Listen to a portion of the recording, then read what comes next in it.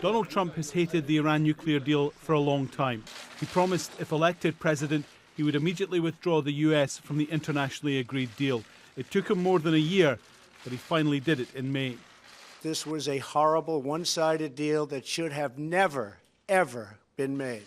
There are those who would suggest that Donald Trump hasn't even read the Iran deal, but he's against it because it doesn't cover issues such as Iran's ballistic missile program or its influence in the region. Those who sat down originally with the Iranians decided to concentrate solely on the nuclear issue to try and get a deal. And they did.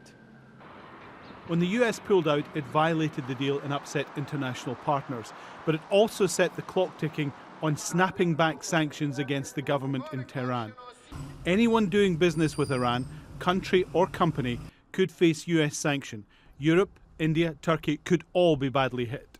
Walking away from the nuclear deal and reimposing sanctions poses two huge problems for international players, for other countries. One is that they have to, in a sense, go along with President Trump shredding the international order that they all have signed up to.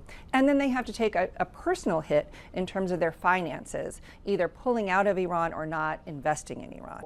Donald Trump believes putting economic pressure on Iran will bring them back to the negotiating table.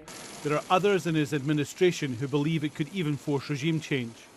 The Iranian regime is going to ultimately have to look itself in the mirror.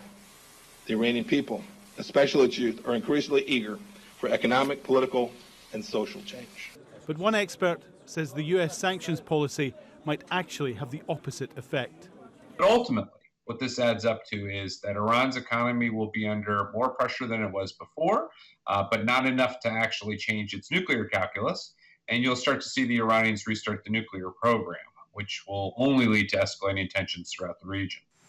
Donald Trump has in recent days surprisingly offered direct talks with Iran with no preconditions. But a cold response from the Iranians means that it's unlikely to happen before the second wave of US sanctions kicks in November. And that would leave the Iran nuclear deal a shell and struggling to survive. Alan Fisher, Al Jazeera, Washington.